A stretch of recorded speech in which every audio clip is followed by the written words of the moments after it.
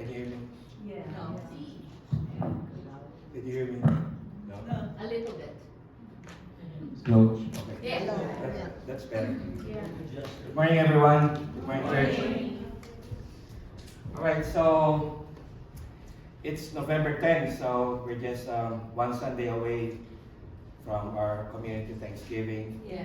This coming November 23 from 3 to 5 p.m. And first and foremost, I would like to thank you for those people who pledges for food to share for our community.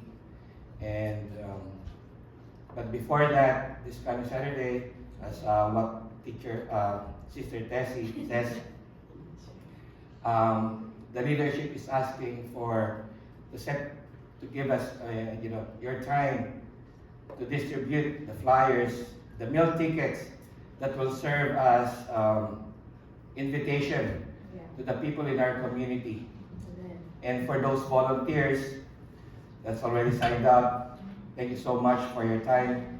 Thank you for your patience. And we must all think that it's not our ability, but it's our availability. Amen. We can gain so much in this world. We can gain knowledge, school, and everything. But if we don't avail ourselves, if we don't give our availability to God, it's useless. It's nothing. All right, so before I proceed to my preaching today, so as what Sister Lita says a while ago, these past few days, American people have witnessed and made a decisive decision to change our government. Amen. And looking at the current standings on the tally board, it seems that people resorted to legal means instead of resorting to violence that would affect the change. Yeah. And let's pray for that. Let's also pray for the outgoing leaders, the present leaders, and also let's pray that the guidance of the Lord will be upon them. Because as we all know, the government, good or bad, is under God. Amen. Even if it's good, if it's bad, it's under God. Because God is control. He is control of everything. Amen. As what written in the Bible, you know, the Israelites were exiled. It's the government of Egypt. They were exiled for 40 years. They can literally say that they are oppressed, and they are. But God allows them to have to experience that way. Exile in Babylon during Jeremiah's time. Zechariah asked for a relief for their exile. So there's really in the Bible, there's a lot of things that we can say or we can assure that the government, good or bad, is under God. Amen.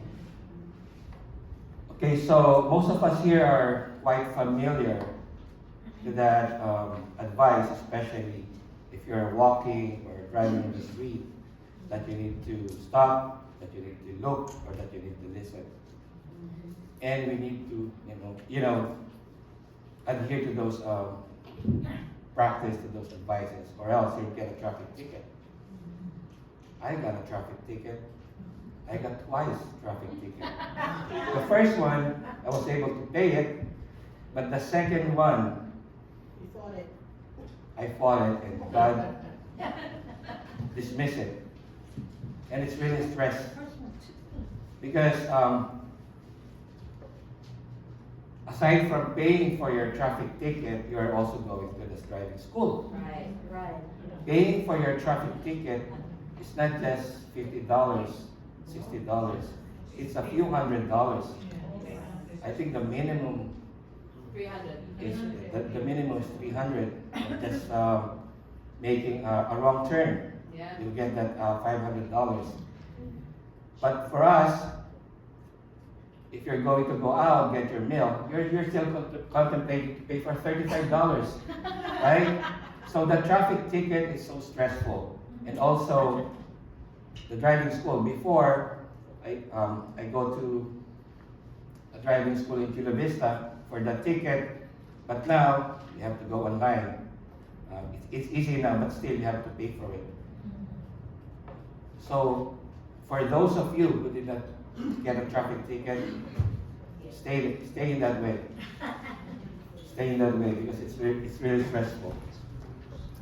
But did you know that that good advice to stop, look, or listen is not only just a good advice in traffic, it's also a good advice in our spiritual practice. Amen. As we pause in our busy lives, as we truly see God's wonder and attentively listen to His voice, we find our faith deepening and our path illuminated. King David did just that, and he won his battles because he waited upon God. How about us? How do we win our battles? How do you win your battles? And what does it mean to wait upon God?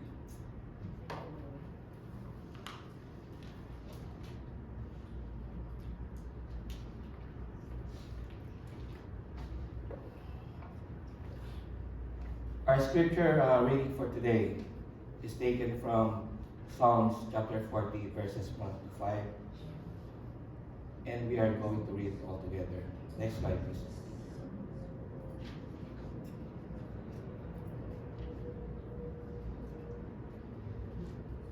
I hope you can read it. But we're going to read it all together. I waited patiently for the Lord.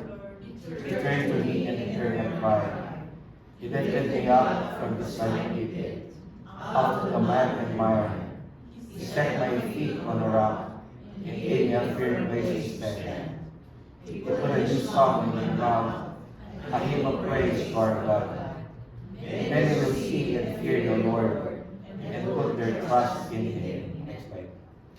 Blessed is the one who trusts in the Lord, who does not look to the proud, to those who turn aside to false idols. Many, Lord my God, are the wonders you have done, the things you planned for us, nothing can compare with you. Were I to speak and tell of your deeds, they would be too many and too many. Next slide, please.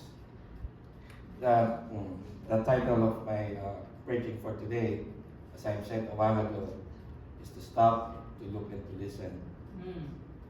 We need to stop, to look, and to listen.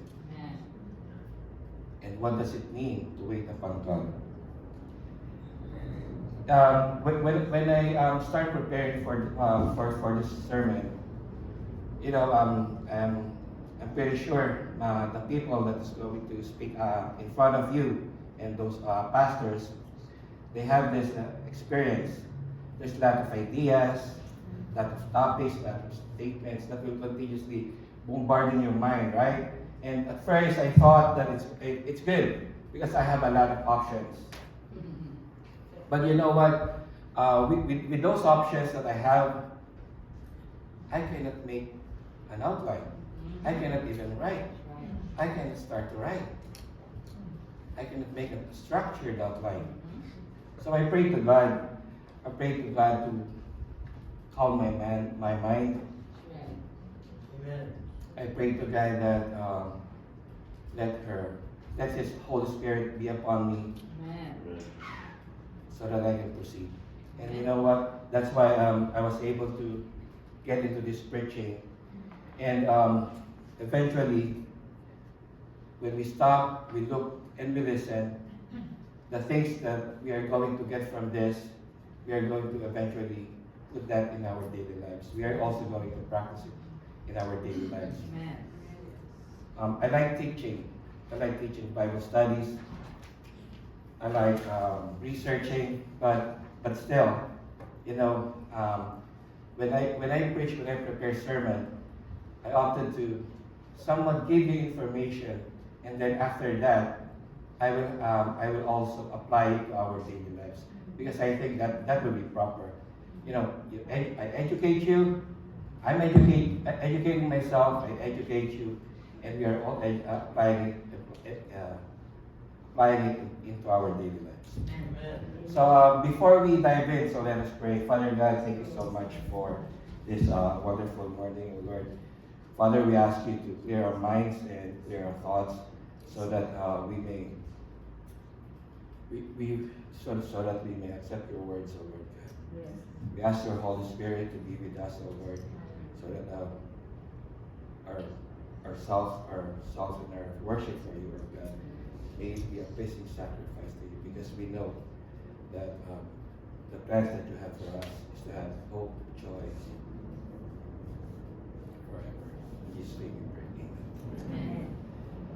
Amen. Okay, so next slide, please. All right, so as I have said, we are also going to apply this in our daily lives. And I come up with 3 ideas. 3 points. The first one, to rely on divine guidance alone.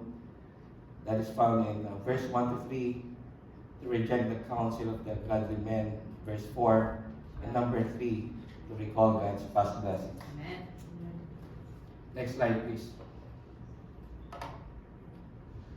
So, number 1, in the Old Testament, especially in 1 Samuel chapter 23, verses 1 to 14. Before that, did you know that a scripture interprets another scripture? Yes. And a scripture interprets another scripture. That is why the Word of God, our God, is so alive. Amen. Amen. Because the scripture that we can read right now, especially the New Testament, it echoed from the Old Testament. Right. So they support each other.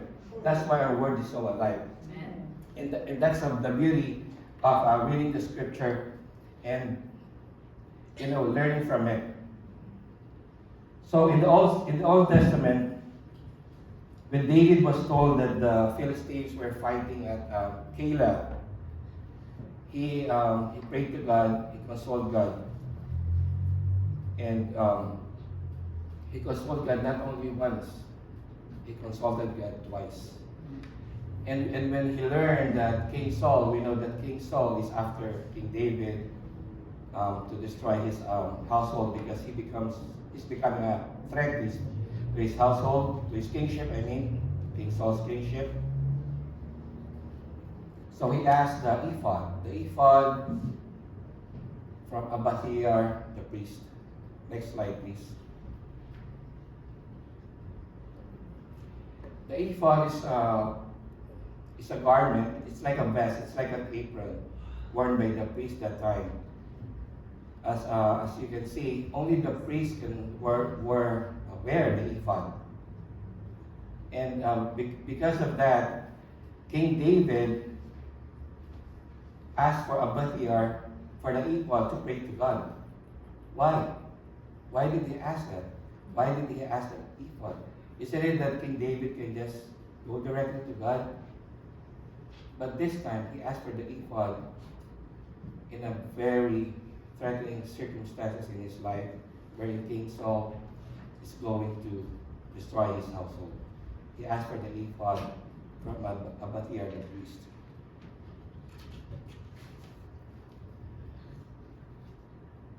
Yes, King David can, as I've said, King David can go directly to God. He doesn't need an ephod, he doesn't need anyone to go directly to God. Like you and I, we can just go directly to God. But, as I have said, King David approaches God not once, but twice. It seems that the first consultation is not enough. There is no clarity. That's why he needs a second consultation with God. It's like in our daily life, especially in this fast-paced environment that we have. It's people don't want to stop. People like to keep on going. They don't want to stop because they don't want to miss anything. They want to be the first in line because they want to get the good seat or the good view. People want to make sure that they will have the best. Is that true? Mm-hmm. All of us wants to have the best, right? That's why if we don't want, people doesn't want to miss anything, they just go. So How do you spend your moments of breaks? How do you spend your pausing in your busy schedule? Let me answer your questions, and you can agree to disagree. I'm sorry, my throat easily dries up because I don't have any more thoughts. All right, so let me answer your questions, and you can agree to disagree.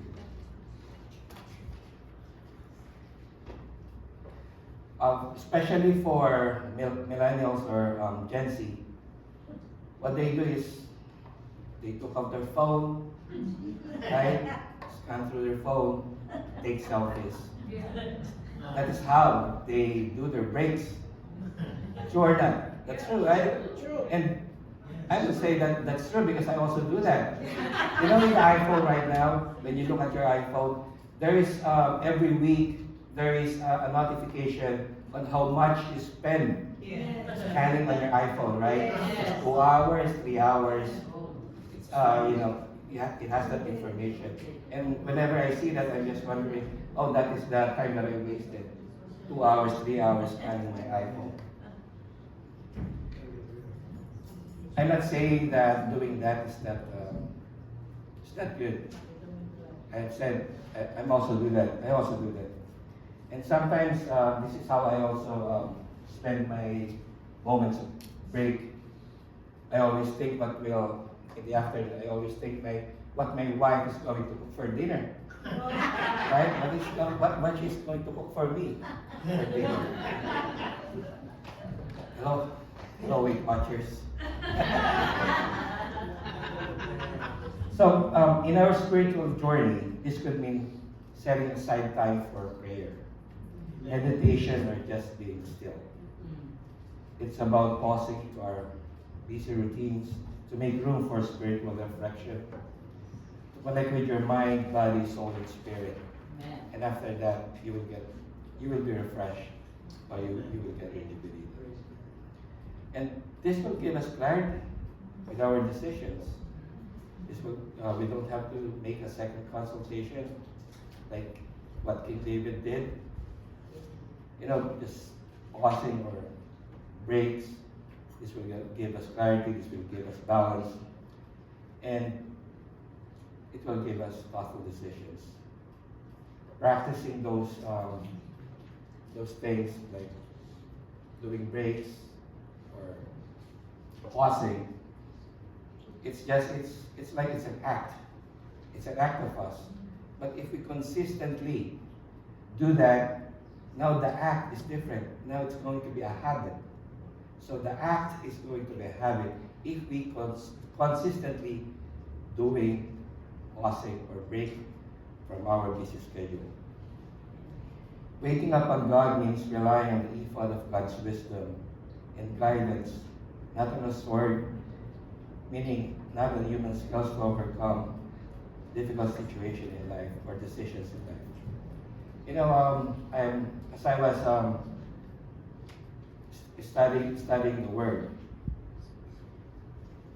I come into this question to myself: why does people just go to church? Why do people go to church? It's because not forgetting the assemblies. Yes, that's right. And also after that, what happened? Some people say that's why I go to church. It's because I want to hear something from the pastor. I want to hear, it's some information. That's why there is a pastor. But it's not that. You have to do your homework. You have to study. You have to read. You have to verify what the people in front of you is saying to you. Amen. You have to study it. That will deepen your faith to God. Amen. That's how we do. That's how we should do it. We're not here just to give you information. Yes, we do, but you have to study it. As I've said, we are here. You are here to agree to disagree. That's why you need to do your homework. Don't just put it on us. Do not just believe on us. Amen. Believe in Jesus Christ. Amen. Do not believe in us. Believe in Jesus Christ. Next slide, please. to reject the counsel of the ungodly.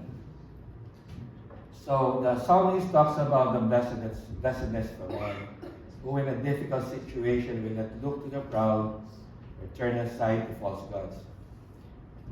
He's referring to those who are offering him help and wrong counsel regarding his fight with the enemies. So let me ask you, were you given a wrong advice? If you have problems in your life, do you approach or get advice from people outside our circle of faith? And if you do, for some reasons, because you know that person very well, is it a good advice? I hope so. Is it profitable? I hope so. What I'm trying to say is this: you can get advice as many as you want, but it's also crucial for us, for you and I, to filter those advices with godly principles. And where can we get the godly principles? Right here. It's in the Bible. Amen. In the Bible, written the godly principles. So, if it's okay, I would like to share a short story. Is that okay? Yes. Short story. Very long. Okay, that's the end of the story. All right. So every one of us knows what is a fair, right? A fair. We have the Del Mar Fair. Those are big fairs. But in the Philippines, we have this town fair, which is what we call feria. And you see what's in the feria, right? Yes. Lot of rides, colorful sounds that is so upbeat. So that it's like anything that will draw the crowd to them. And sadly, one of the things that we can find in a fair or in a town fair is gambling, right? Because that would easily draw people to them, gambling. And in the Philippines, there is a gambling that what they call color game. Color game, right? You know how to play the color game. It's like 3 bricks. Each sides have colors, and you're going to bet for the color. So someone is going to roll those bricks, and it depends on how many times that color will appear. That will be a multiplier for your bet. That's what a color game. It's like bet to bet, but bet to bet is old. That's before. Now it's color game. I know that I can say that I know that because I played that. I played that in my life. I played so much when I was in high school, and I'm so addicted to it because it's really fast. It's a fast money. But I tell you, even though it's a fast money, you will also be in a forced fasting. You will be in a forced fasting. I tell you that. Okay, so let's go ahead with my story. So there's a fair, right? There's a fair in a small town. So there was this guy on his work walking in front of the fair, and he sees there's a lot of people in that fair, and he felt that it's fun, but because the guy is a Christian, a proud Christian, so he just continued walking to his work. He just continued walking to his work because he's a proud Christian. He's saying that he's a Christian.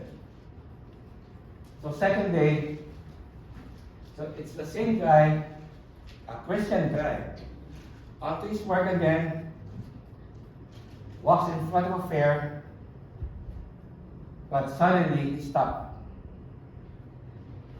And he could get closer to the fair. He take a peek. And because he's a Christian again, he just continued walking. Right? Third day.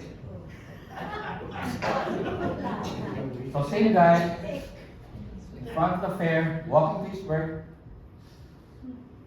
He stopped. But on the third day it's different. He stopped and he got closer. And then he asked for a chair. pulled out his wallet, and then he shouted, "Sapula, sapula."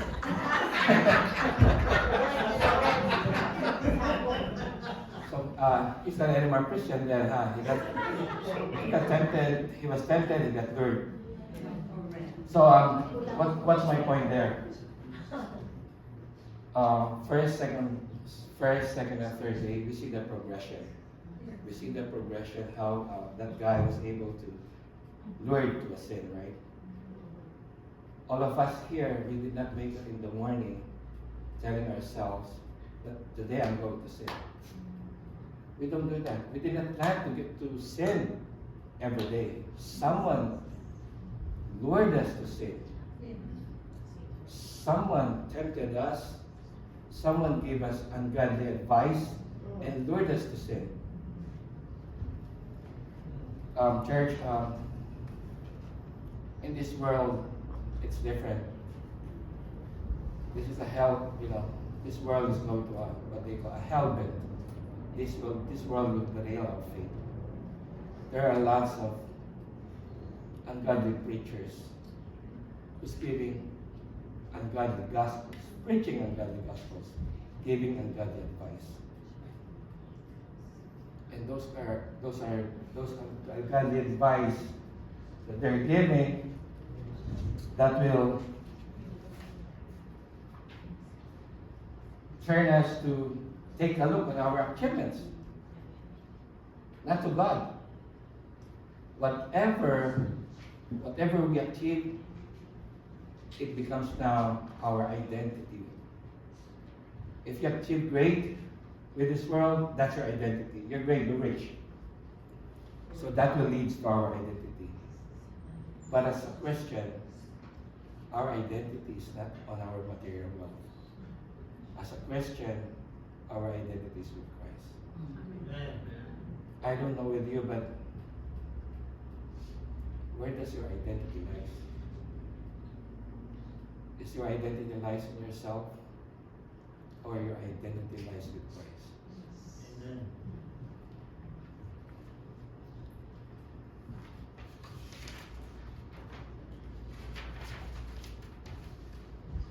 Next slide, please.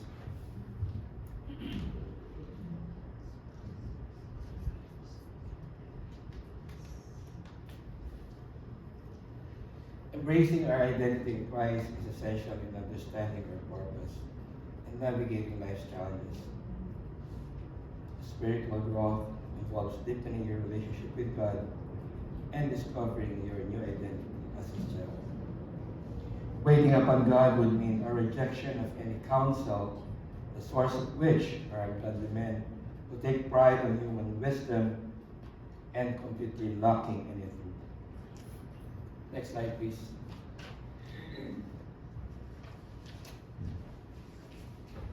Prior to that one. Okay. To recall God's blessing, verse 5. So I will end up to this one, number 3. David can never forget the many wonders of the countless battles he had won, knowing that it was the Lord who fought for him and with him. For David, these past blessings would be too numerous to count. These past few days, we have received, my family and I, we have received an unfavorable result from our doctor. Amen. And it shook us, big time. Why? Why? Maybe we're overreacting, but this is our first rodeo. Your circumstances may be greater than us. You have outlived those kind of results, but this is our first rodeo. So it really shook us. So when I heard this news, I asked myself, and I asked God, why are you giving this to us? Why is this happening to us? But you know what? I did not get a statement answer. What I got is a question. And what He says to me, Did I not revolutionize the science so that this thing can be detected early on?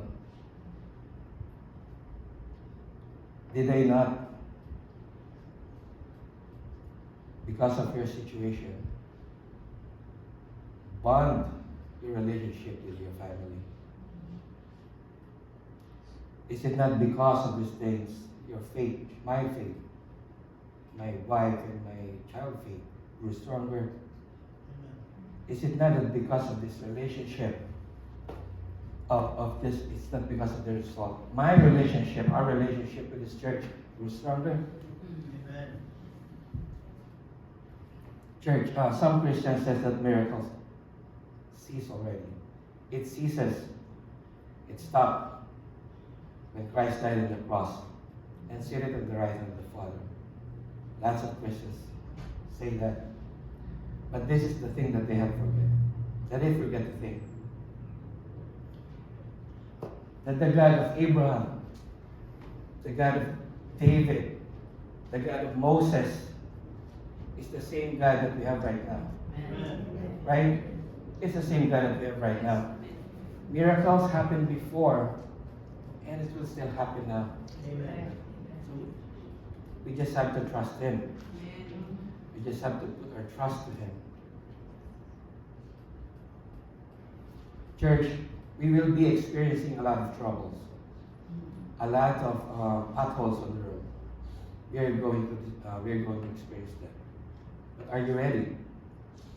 Have you seen yourself in that in that situation? They have a plan.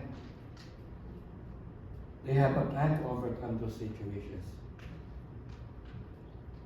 I don't have a plan, but I know where to go. Amen. Right? People just don't plan because of they're looking on their strength. They're looking on what they can do. But for me and for my household, we will praise the Lord. So recalling God's past blessings is to give us a positive outlook in life. It gives my family a positive outlook in life. Resilience, very important. You will experience potholes, you will experience problems in life. It will happen. It will happen. But you need to bounce back. That's resilience. You need to bounce back. You don't have to stay there. It strengthens our connection to God, and it provides us with hope, reassurance that one day we're not alone. And by remembering the way you have been blessed, reassures us that we have been guided, Amen. we have been protected, uplifted before, and we will be uplifted today. This is the rest of the day. Next slide, please.